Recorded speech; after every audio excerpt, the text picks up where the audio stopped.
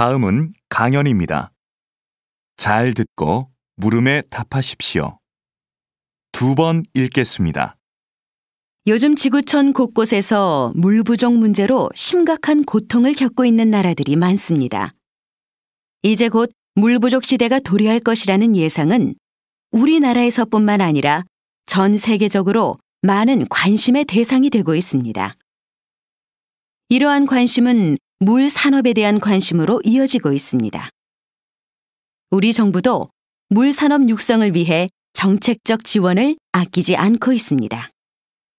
예를 들면 바닷물을 담수로 바꾸고 하수를 처리하는 기술 개발을 지원하고 있고 그 기술을 해외로 수출하기 위해서도 애를 많이 쓰고 있습니다. 그런데 우리는 좀 더 체계적으로 물 부족 시대에 대비해야 합니다. 물과 관련된 기업, 대학, 연구소의 핵심 주체들이 모여 물 산업 발전에 필요한 연구 개발을 효과적으로 추진해야 한다는 것입니다. 이를 기반으로 신기술 개발, 마케팅, 자금 알선 업무를 수행하면 물 산업 발전에 시너지 효과를 낳을 수 있을 것입니다. 다시 들으십시오. 요즘 지구촌 곳곳에서 물 부족 문제로 심각한 고통을 겪고 있는 나라들이 많습니다. 이제 곧 물 부족 시대가 도래할 것이라는 예상은 우리나라에서뿐만 아니라 전 세계적으로 많은 관심의 대상이 되고 있습니다. 이러한 관심은 물 산업에 대한 관심으로 이어지고 있습니다. 우리 정부도 물 산업 육성을 위해 정책적 지원을 아끼지 않고 있습니다. 예를 들면 바닷물을 담수로 바꾸고 하수를 처리하는 기술 개발을 지원하고 있고 그 기술을 해외로 수출하기 위해서도 애를 많이 쓰고 있습니다. 그런데 우리는 좀 더 체계적으로 물 부족 시대에 대비해야 합니다. 물과 관련된 기업, 대학, 연구소의 핵심 주체들이 모여 물 산업 발전에 필요한 연구 개발을 효과적으로 추진해야 한다는 것입니다. 이를 기반으로 신기술 개발, 마케팅, 자금 알선 업무를 수행하면 물 산업 발전에 시너지 효과를 낳을 수 있을 것입니다. 49번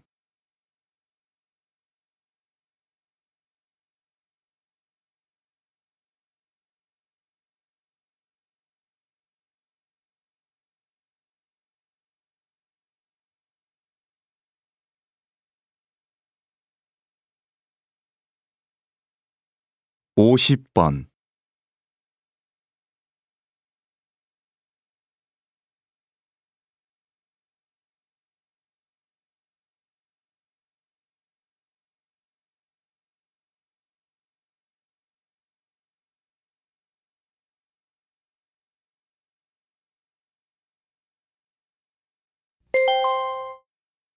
다음은 강연입니다.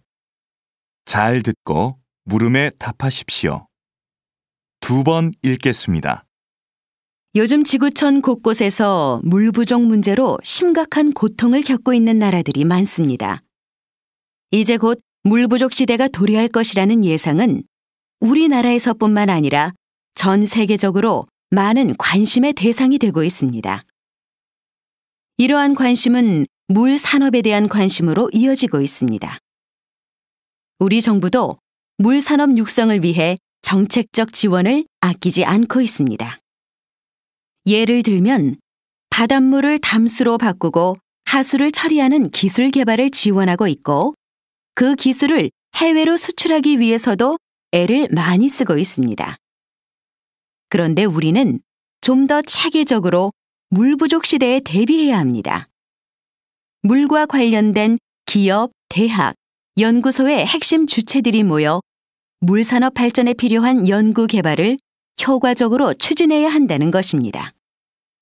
이를 기반으로 신기술 개발, 마케팅, 자금 알선 업무를 수행하면 물 산업 발전에 시너지 효과를 낳을 수 있을 것입니다. 다시 들으십시오.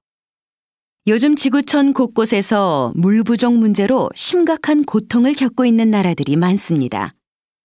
이제 곧 물 부족 시대가 도래할 것이라는 예상은 우리나라에서뿐만 아니라 전 세계적으로 많은 관심의 대상이 되고 있습니다. 이러한 관심은 물 산업에 대한 관심으로 이어지고 있습니다. 우리 정부도 물 산업 육성을 위해 정책적 지원을 아끼지 않고 있습니다. 예를 들면 바닷물을 담수로 바꾸고 하수를 처리하는 기술 개발을 지원하고 있고, 그 기술을 해외로 수출하기 위해서도 애를 많이 쓰고 있습니다. 그런데 우리는 좀 더 체계적으로 물 부족 시대에 대비해야 합니다. 물과 관련된 기업, 대학, 연구소의 핵심 주체들이 모여 물 산업 발전에 필요한 연구 개발을 효과적으로 추진해야 한다는 것입니다.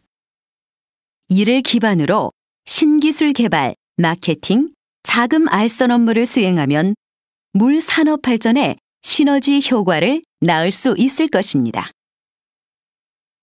49번.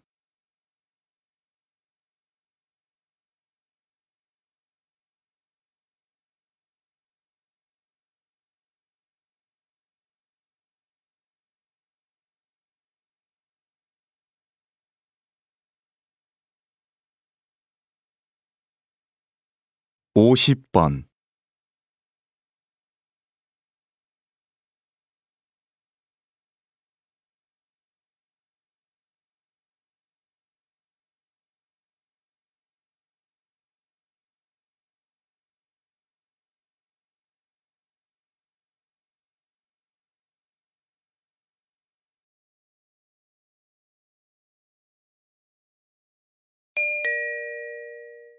'다음은 강연입니다.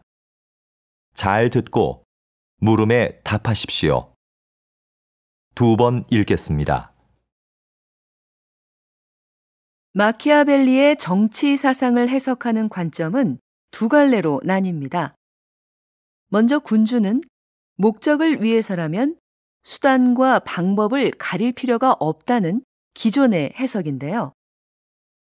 군주에게 도덕심은 필요 없으며 이익과 권력을 지키려면 잔인한 방법도 써야 한다는 것이 그의 사상의 핵심입니다. 다른 하나는 최근 나타나고 있는 새로운 해석인데요.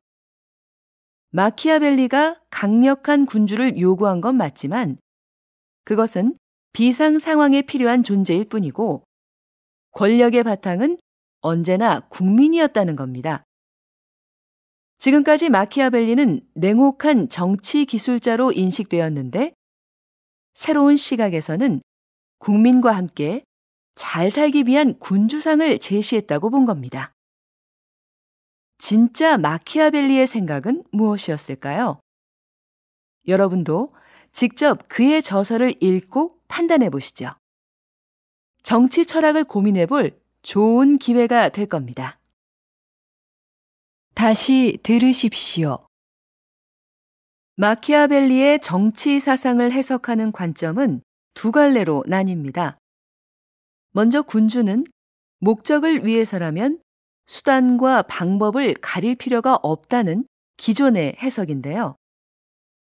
군주에게 도덕심은 필요 없으며 이익과 권력을 지키려면 잔인한 방법도 써야 한다는 것이 그의 사상의 핵심입니다.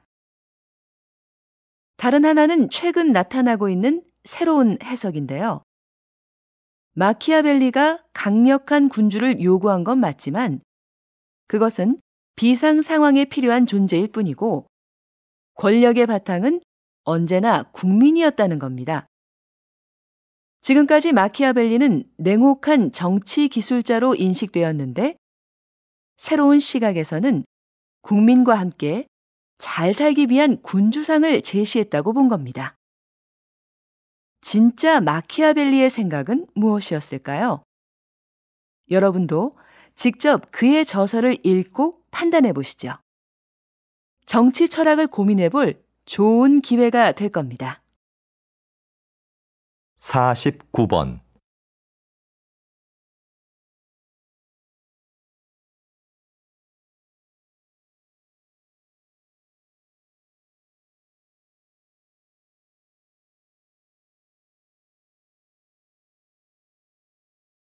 50번.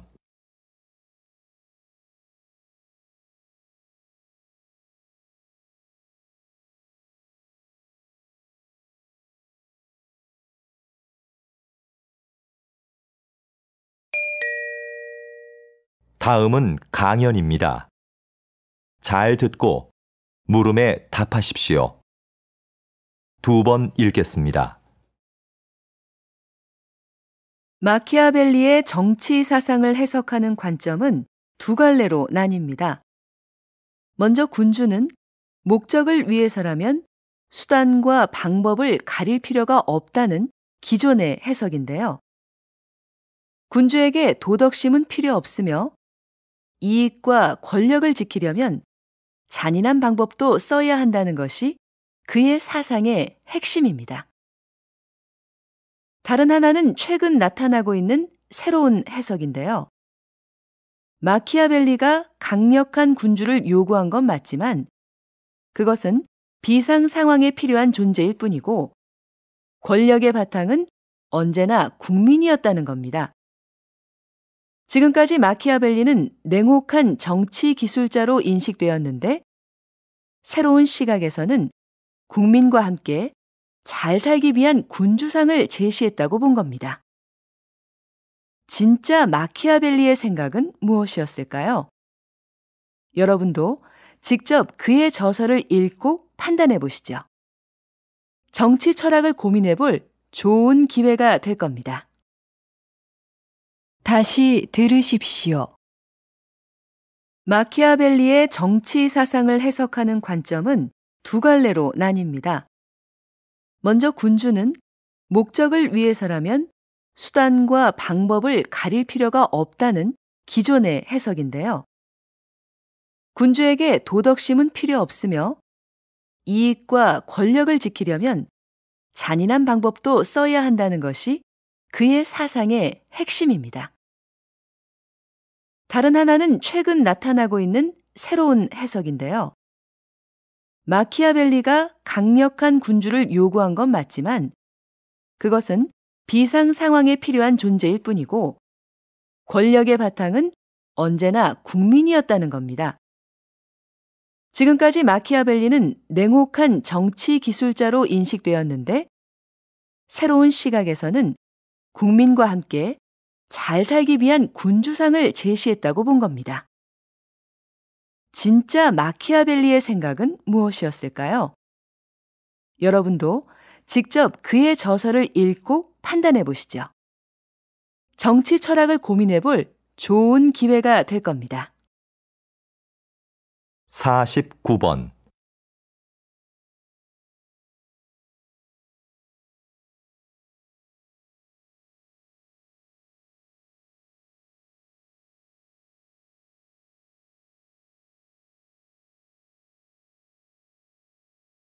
(50번)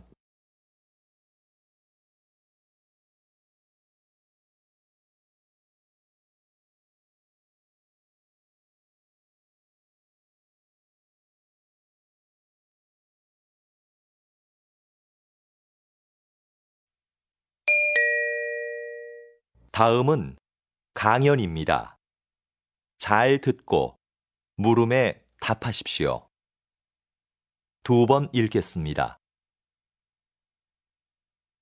여기 모이신 분들은 전통 건축물에 관심이 많으신 걸로 아는데요. 여러분이 생각하는 한국 건축의 아름다움은 무엇입니까? 저는 자연과의 동화라고 생각합니다. 지금 보여드리는 사진은 불국사의 석축입니다. 불국사 건축에는 신라 최고의 기술력이 동원됐는데요. 저는 불국사 건축의 백미를 이 석축에서 찾았습니다. 석축은 말 그대로 돌로 쌓은 벽인데요. 이 석축을 고르게 쌓으려면 울퉁불퉁한 자연석을 반듯하게 가공해야 합니다. 그런데 사진을 자세히 보시면 자연석을 가공하지 않고 대신 그 위에 올린 장대석을 자연석에 맞춰 다듬은 것을 알 수 있습니다. 이런 공법은 다른 나라에서는 찾아볼 수 없는 한국 건축만의 특징입니다. 자연을 거스르지 않고 동화되려는 모습. 이것이 제가 생각하는 한국 건축의 아름다움입니다. 다시 들으십시오. 여기 모이신 분들은 전통 건축물에 관심이 많으신 걸로 아는데요. 여러분이 생각하는 한국 건축의 아름다움은 무엇입니까? 저는 자연과의 동화라고 생각합니다. 지금 보여드리는 사진은 불국사의 석축입니다. 불국사 건축에는 신라 최고의 기술력이 동원됐는데요. 저는 불국사 건축의 백미를 이 석축에서 찾았습니다. 석축은 말 그대로 돌로 쌓은 벽인데요. 이 석축을 고르게 쌓으려면 울퉁불퉁한 자연석을 반듯하게 가공해야 합니다. 그런데 사진을 자세히 보시면 자연석을 가공하지 않고 대신 그 위에 올린 장대석을 자연석에 맞춰 다듬은 것을 알 수 있습니다. 이런 공법은 다른 나라에서는 찾아볼 수 없는 한국 건축만의 특징입니다. 자연을 거스르지 않고 동화되려는 모습. 이것이 제가 생각하는 한국 건축의 아름다움입니다. 49번.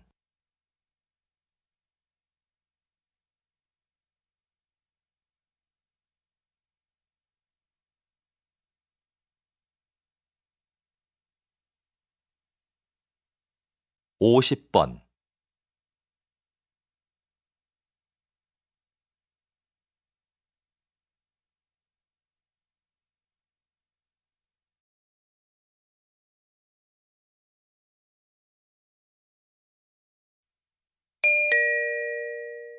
다음은 강연입니다.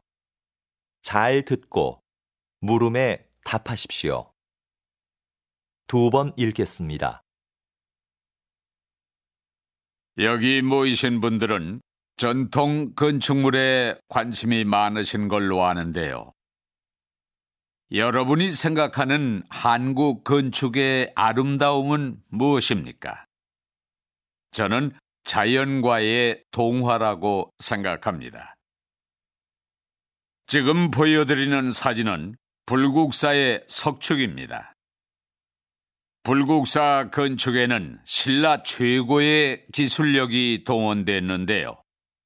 저는 불국사 건축의 백미를 이 석축에서 찾았습니다. 석축은 말 그대로 돌로 쌓은 벽인데요.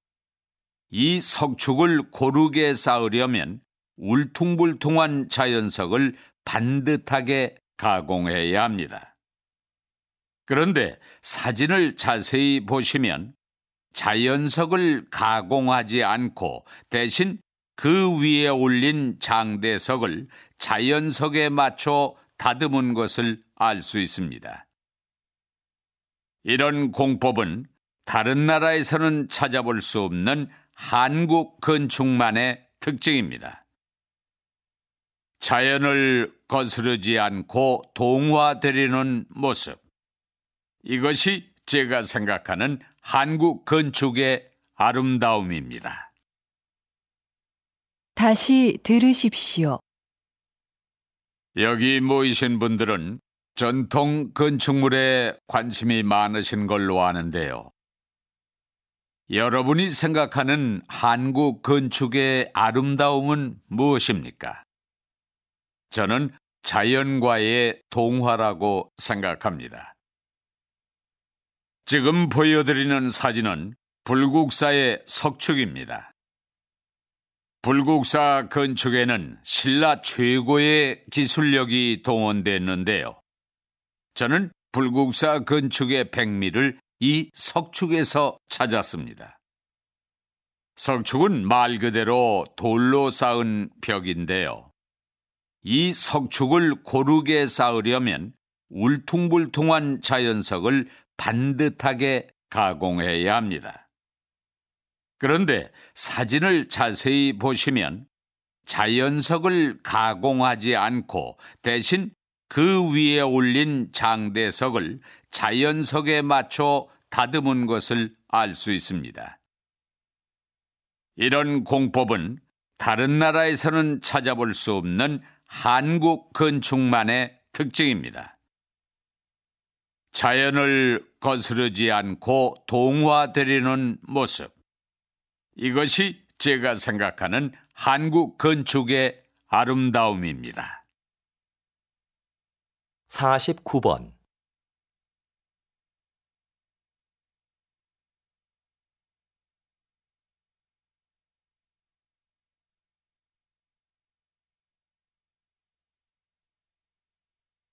(50번)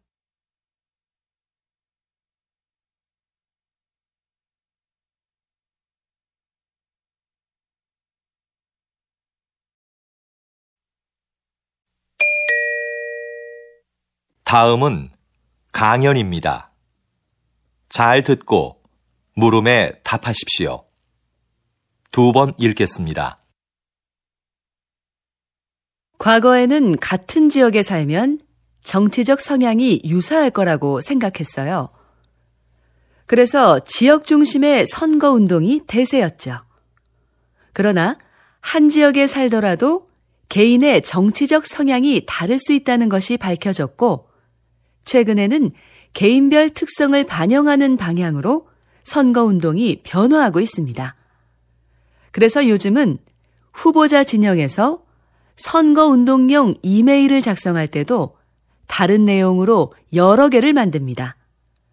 그리고 유권자의 성별이나 직업, 관심사 등을 고려하여 그에 맞는 메일을 보내지요. 이렇게 되면 유권자는 구미에 맞는 공약만을 전달받게 돼서 한쪽으로 치우친 정보에 노출될 가능성이 커집니다. 그럼 유권자는 후보자를 객관적으로 평가할 수 있는 기회 자체를 박탈당할 수밖에 없죠. 이런 상황에서 과연 유권자는 올바른 선택을 할 수 있을까요? 다시 들으십시오. 과거에는 같은 지역에 살면 정치적 성향이 유사할 거라고 생각했어요. 그래서 지역 중심의 선거운동이 대세였죠. 그러나 한 지역에 살더라도 개인의 정치적 성향이 다를 수 있다는 것이 밝혀졌고, 최근에는 개인별 특성을 반영하는 방향으로 선거운동이 변화하고 있습니다. 그래서 요즘은 후보자 진영에서 선거운동용 이메일을 작성할 때도 다른 내용으로 여러 개를 만듭니다. 그리고 유권자의 성별이나 직업, 관심사 등을 고려하여 그에 맞는 메일을 보내지요. 이렇게 되면 유권자는 구미에 맞는 공약만을 전달받게 돼서 한쪽으로 치우친 정보에 노출될 가능성이 커집니다.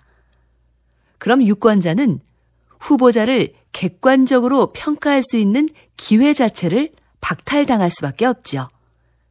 이런 상황에서 과연 유권자는 올바른 선택을 할 수 있을까요?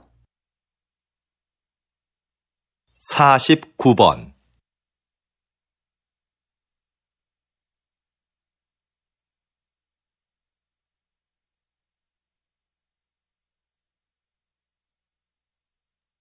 (50번)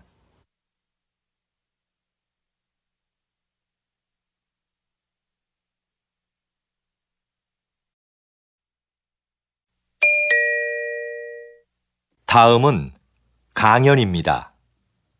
잘 듣고 물음에 답하십시오. 2번 읽겠습니다. 과거에는 같은 지역에 살면 정치적 성향이 유사할 거라고 생각했어요. 그래서 지역 중심의 선거운동이 대세였죠. 그러나 한 지역에 살더라도 개인의 정치적 성향이 다를 수 있다는 것이 밝혀졌고, 최근에는 개인별 특성을 반영하는 방향으로 선거운동이 변화하고 있습니다. 그래서 요즘은 후보자 진영에서 선거운동용 이메일을 작성할 때도 다른 내용으로 여러 개를 만듭니다. 그리고 유권자의 성별이나 직업, 관심사 등을 고려하여 그에 맞는 메일을 보내지요. 이렇게 되면 유권자는 구미에 맞는 공약만을 전달받게 돼서 한쪽으로 치우친 정보에 노출될 가능성이 커집니다.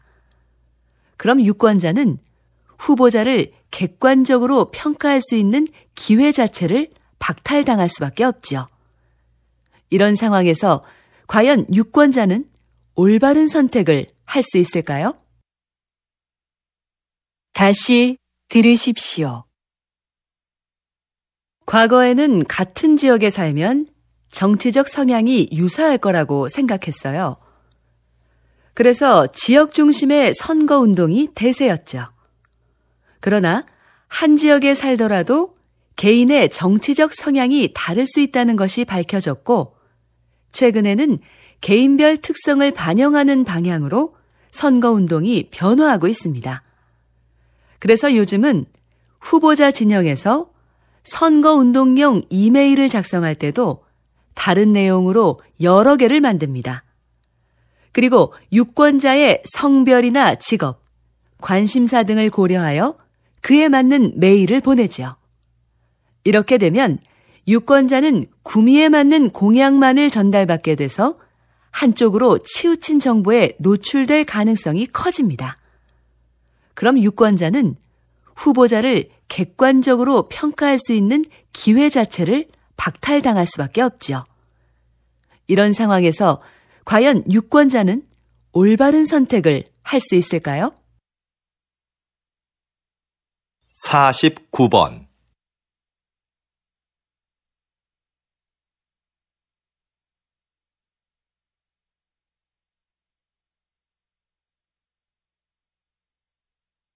(50번)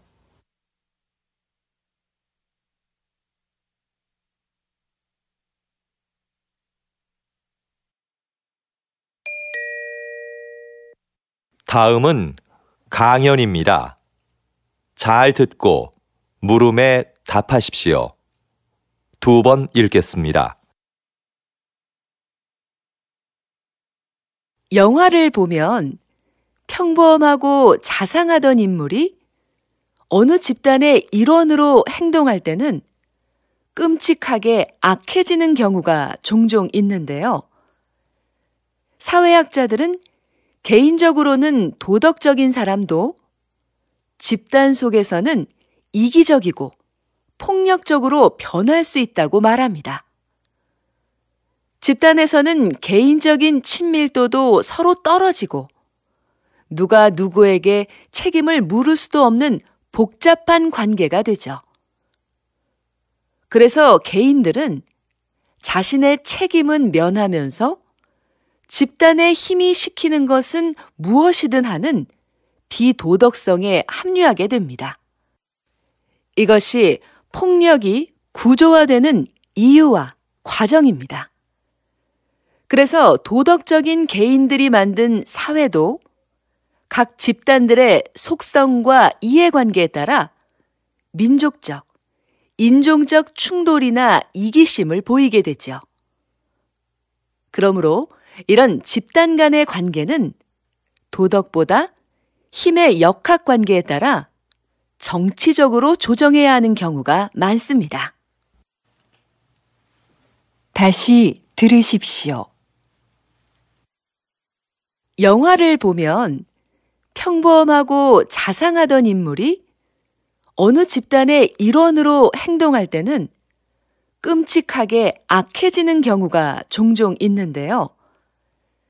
사회학자들은 개인적으로는 도덕적인 사람도 집단 속에서는 이기적이고 폭력적으로 변할 수 있다고 말합니다. 집단에서는 개인적인 친밀도도 서로 떨어지고 누가 누구에게 책임을 물을 수도 없는 복잡한 관계가 되죠.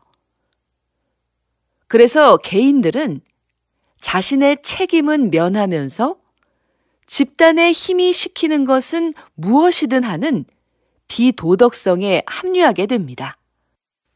이것이 폭력이 구조화되는 이유와 과정입니다. 그래서 도덕적인 개인들이 만든 사회도 각 집단들의 속성과 이해관계에 따라 민족적, 인종적 충돌이나 이기심을 보이게 되죠. 그러므로 이런 집단 간의 관계는 도덕보다 힘의 역학관계에 따라 정치적으로 조정해야 하는 경우가 많습니다. 49번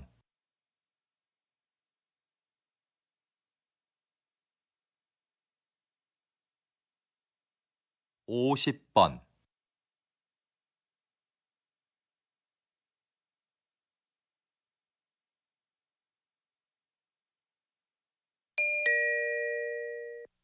다음은 강연입니다.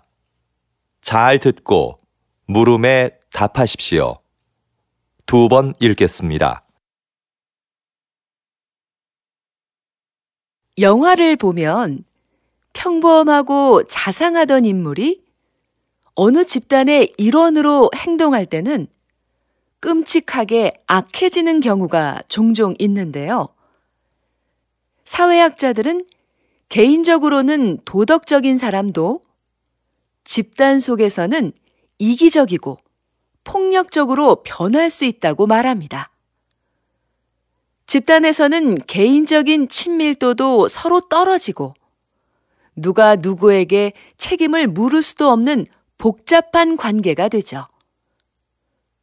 그래서 개인들은 자신의 책임은 면하면서 집단의 힘이 시키는 것은 무엇이든 하는 비도덕성에 합류하게 됩니다. 이것이 폭력이 구조화되는 이유와 과정입니다. 그래서 도덕적인 개인들이 만든 사회도 각 집단들의 속성과 이해관계에 따라 민족적, 인종적 충돌이나 이기심을 보이게 되죠. 그러므로 이런 집단 간의 관계는 도덕보다 힘의 역학관계에 따라 정치적으로 조정해야 하는 경우가 많습니다. 다시 들으십시오. 영화를 보면 평범하고 자상하던 인물이 어느 집단의 일원으로 행동할 때는 끔찍하게 악해지는 경우가 종종 있는데요. 사회학자들은 개인적으로는 도덕적인 사람도 집단 속에서는 이기적이고 폭력적으로 변할 수 있다고 말합니다. 집단에서는 개인적인 친밀도도 서로 떨어지고 누가 누구에게 책임을 물을 수도 없는 복잡한 관계가 되죠. 그래서 개인들은 자신의 책임은 면하면서 집단의 힘이 시키는 것은 무엇이든 하는 비도덕성에 합류하게 됩니다. 이것이 폭력이 구조화되는 이유와 과정입니다. 그래서 도덕적인 개인들이 만든 사회도 각 집단들의 속성과 이해관계에 따라 민족적, 인종적 충돌이나 이기심을 보이게 되죠. 그러므로 이런 집단 간의 관계는 도덕보다 힘의 역학관계에 따라 정치적으로 조정해야 하는 경우가 많습니다. 49번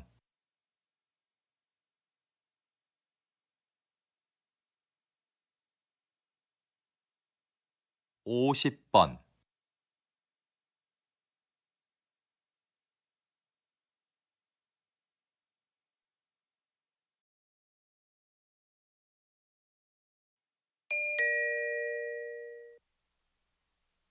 다음은 강연입니다. 잘 듣고 물음에 답하십시오. 2번 읽겠습니다. 조선시대에는 탕평책이라는 정책이 있었는데요. 조선시대에도 오늘날의 정당 정치처럼 서로 입장을 같이 하는 사람들끼리 정치 세력을 형성하고 반대되는 집단과 대립하기도 하는 정치 형태가 있었습니다. 이런 정치 세력을 붕당이라고 하는데요. 초반에는 붕당을 중심으로 여론을 모으고 서로를 견제하면서 효율적인 국정 운영이 이루어졌습니다. 그런데 갈수록 붕당 간의 갈등이 심화되면서 폐단이 생겨났죠. 이런 상황에서 모든 붕당이 정치에 골고루 참여할 수 있도록 한 것이 탕평책입니다. 특정한 정치적 이념과 이해관계를 떠나 인재를 고르게 등용함으로써 정치 세력의 균형을 이루고자 했던 것이죠.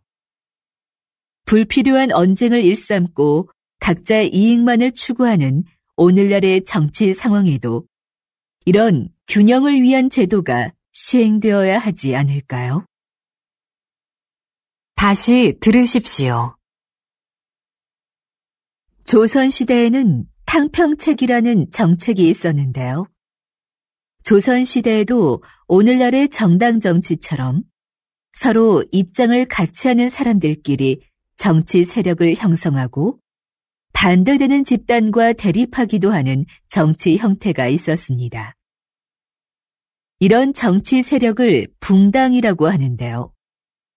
초반에는 붕당을 중심으로 여론을 모으고 서로를 견제하면서 효율적인 국정 운영이 이루어졌습니다. 그런데 갈수록 붕당 간의 갈등이 심화되면서 폐단이 생겨났죠. 이런 상황에서 모든 붕당이 정치에 골고루 참여할 수 있도록 한 것이 탕평책입니다. 특정한 정치적 이념과 이해관계를 떠나 인재를 고르게 등용함으로써 정치 세력의 균형을 이루고자 했던 것이죠. 불필요한 언쟁을 일삼고 각자의 이익만을 추구하는 오늘날의 정치 상황에도 이런 균형을 위한 제도가 시행되어야 하지 않을까요? 49번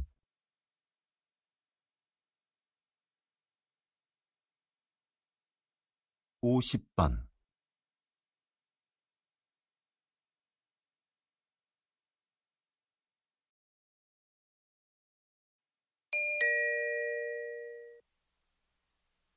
다음은 강연입니다. 잘 듣고 물음에 답하십시오. 2번 읽겠습니다. 조선시대에는 탕평책이라는 정책이 있었는데요.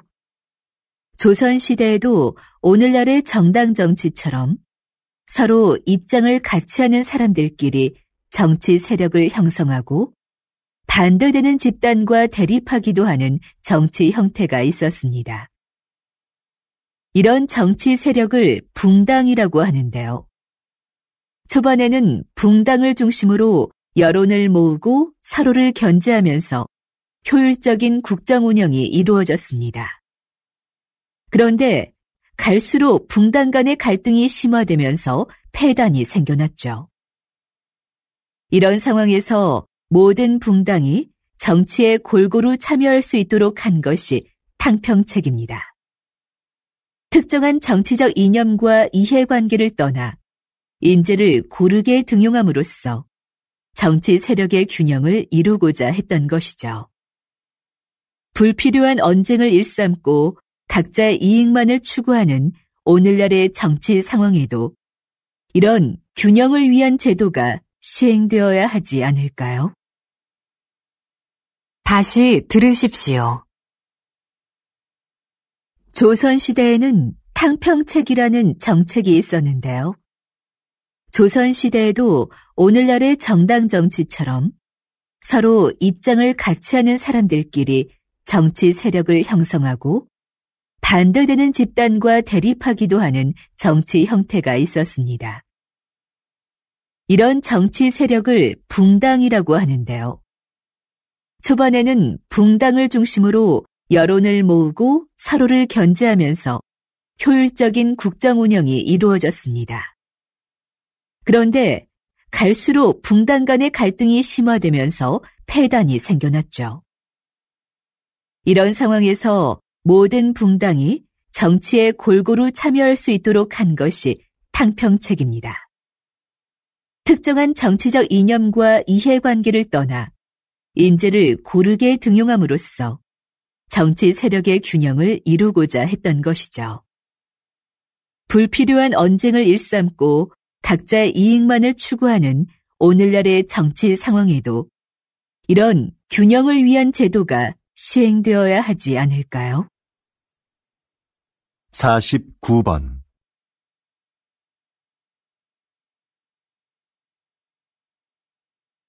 50번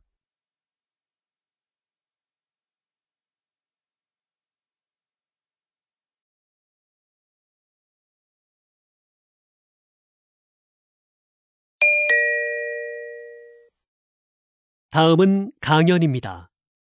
잘 듣고 물음에 답하십시오. 2번 읽겠습니다. 우리 몸의 장기를 다른 사람에게 이식하는 장기 이식 기술의 가장 큰 어려움은 바로 거부 반응이었습니다. 이식한 부위에 서로 다른 면역 체계 때문에 사망에 이르기도 했는데요.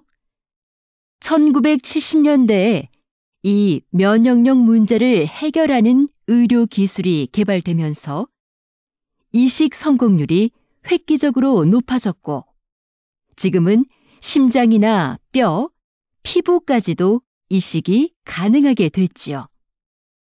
그런데 이러한 의료 기술의 발전에도 불구하고 여전히 필요한 만큼의 장기 기증은 이루어지지 않고 있습니다. 이를 해결하기 위해 현재 인공장기를 이식하는 연구가 한창이라고 하니 장기 이식의 새로운 가능성이 열릴 것으로 기대됩니다. 다시 들으십시오. 우리 몸의 장기를 다른 사람에게 이식하는 장기 이식 기술의 가장 큰 어려움은 바로 거부 반응이었습니다. 이식한 부위에 서로 다른 면역 체계 때문에 사망에 이르기도 했는데요. 1970년대에 이 면역력 문제를 해결하는 의료 기술이 개발되면서 이식 성공률이 획기적으로 높아졌고 지금은 심장이나 뼈, 피부까지도 이식이 가능하게 됐지요. 그런데 이러한 의료 기술의 발전에도 불구하고 여전히 필요한 만큼의 장기 기증은 이루어지지 않고 있습니다. 이를 해결하기 위해 현재 인공장기를 이식하는 연구가 한창이라고 하니 장기 이식의 새로운 가능성이 열릴 것으로 기대됩니다. 49번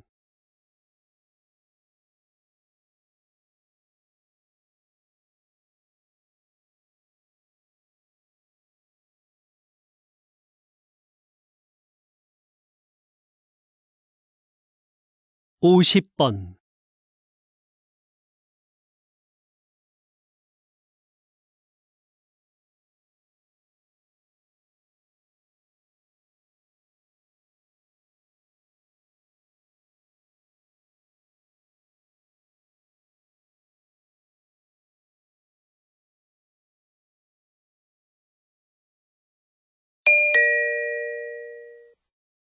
'다음은 강연입니다. 잘 듣고 물음에 답하십시오. 2번 읽겠습니다. 우리 몸의 장기를 다른 사람에게 이식하는 장기 이식 기술의 가장 큰 어려움은 바로 거부 반응이었습니다.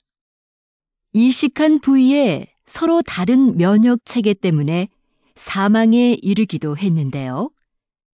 1970년대에 이 면역력 문제를 해결하는 의료 기술이 개발되면서 이식 성공률이 획기적으로 높아졌고, 지금은 심장이나 뼈, 피부까지도 이식이 가능하게 됐지요.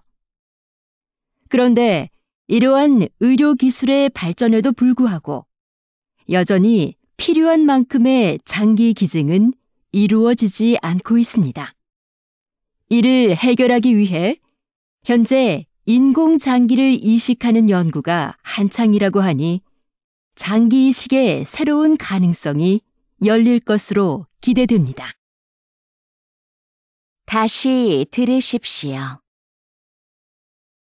우리 몸의 장기를 다른 사람에게 이식하는 장기 이식 기술의 가장 큰 어려움은 바로 거부 반응이었습니다.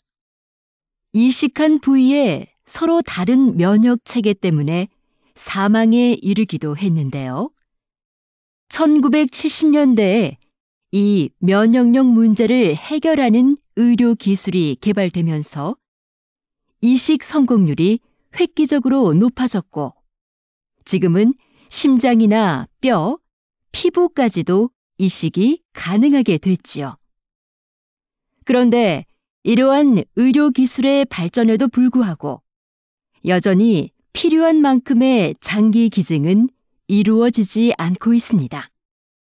이를 해결하기 위해 현재 인공장기를 이식하는 연구가 한창이라고 하니 장기 이식의 새로운 가능성이 열릴 것으로 기대됩니다. 49번.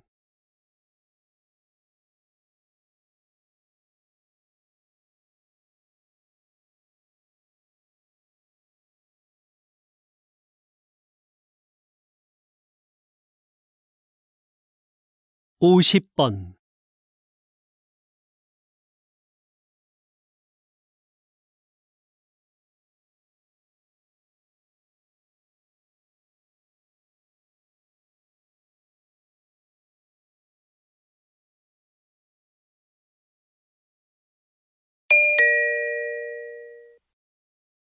다음은 강연입니다. 잘 듣고 물음에 답하십시오. 2번 읽겠습니다. 이것은 조선 후기 왕들의 일기인 일성록입니다. 하루의 반성문이란 뜻을 가진 이 책은 왕의 소소한 일상에서부터 국정 업무 전반을 왕의 시점으로 기록한 것인데요. 당시의 왕들은 일성록을 신하들이 볼 수 있게 하여 국정 업무에 참고하게 했습니다. 이 일기에는 백성들의 상소와 처리 과정은 물론 그에 대한 왕의 심경까지 기록되어 있고 18세기부터 20세기에 걸친 세계의 정세 변화와 동서양의 사회 문화적 교류 양상까지도 상세히 적혀 있습니다. 일성록은 단순한 일기를 넘어 한국뿐만 아니라 세계 역사에도 매우 중요한 사료로 인정받고 있습니다.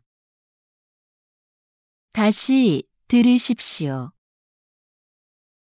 이것은 조선 후기 왕들의 일기인 일성록입니다. 하루의 반성문이란 뜻을 가진 이 책은 왕의 소소한 일상에서부터 국정 업무 전반을 왕의 시점으로 기록한 것인데요.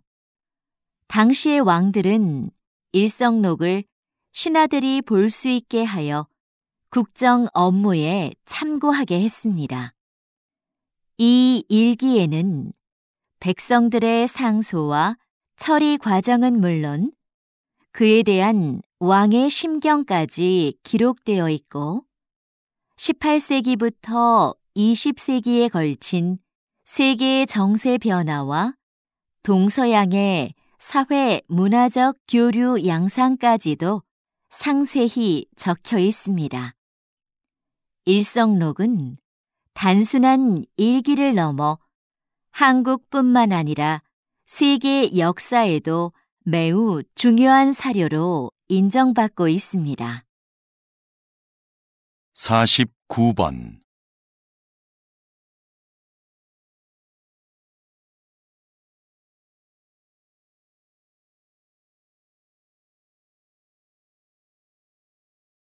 50번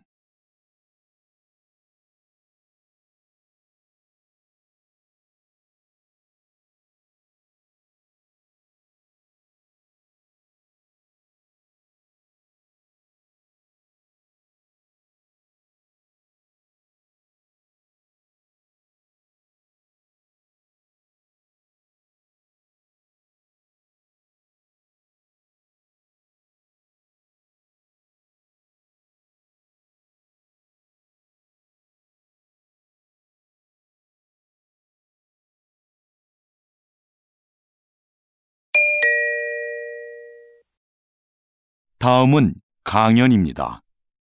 잘 듣고 물음에 답하십시오. 2번 읽겠습니다. 이것은 조선 후기 왕들의 일기인 일성록입니다. 하루의 반성문이란 뜻을 가진 이 책은 왕의 소소한 일상에서부터 국정 업무 전반을 왕의 시점으로 기록한 것인데요. 당시의 왕들은 일성록을 신하들이 볼 수 있게 하여 국정 업무에 참고하게 했습니다. 이 일기에는 백성들의 상소와 처리 과정은 물론 그에 대한 왕의 심경까지 기록되어 있고 18세기부터 20세기에 걸친 세계의 정세 변화와 동서양의 사회 문화적 교류 양상까지도 상세히 적혀 있습니다. 일성록은 단순한 일기를 넘어 한국뿐만 아니라 세계 역사에도 매우 중요한 사료로 인정받고 있습니다. 다시 들으십시오. 이것은 조선 후기 왕들의 일기인 일성록입니다. 하루의 반성문이란 뜻을 가진 이 책은 왕의 소소한 일상에서부터 국정 업무 전반을 왕의 시점으로 기록한 것인데요. 당시의 왕들은 일성록을 신하들이 볼 수 있게 하여 국정 업무에 참고하게 했습니다. 이 일기에는 백성들의 상소와 처리 과정은 물론 그에 대한 왕의 심경까지 기록되어 있고 18세기부터 20세기에 걸친 세계의 정세 변화와 동서양의 사회 문화적 교류 양상까지도 상세히 적혀 있습니다. 일성록은 단순한 일기를 넘어 한국뿐만 아니라 세계 역사에도 매우 중요한 사료로 인정받고 있습니다. 49번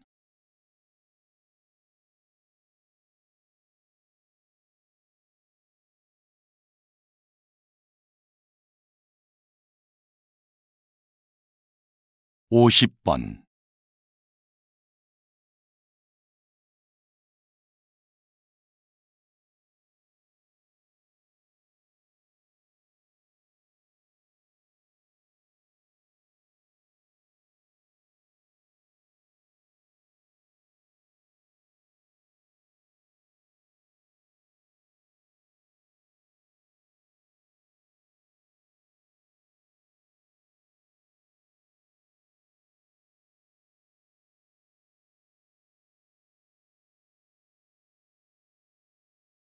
「